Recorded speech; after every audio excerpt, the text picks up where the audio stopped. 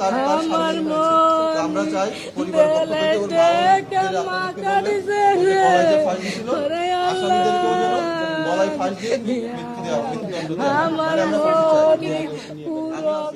ঘটনার দিন ওর আপার বাড়ি বেড়াতে গেছিল, বেড়াতে গেলি ওর আপারের ধরে মারিছিল, ওর আপারের ধরে মারিছিল বলে তখন আর কি ও কইছিল যে আমি তাই কইয়ে দেবো আমার মার কাছে।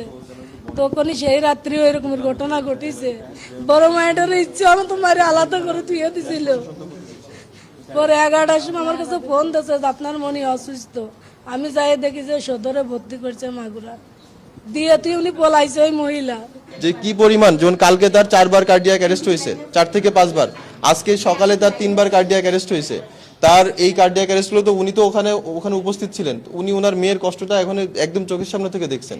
উনি এটা মার পক্ষ থেকে এটা নেওয়া সম্ভব না।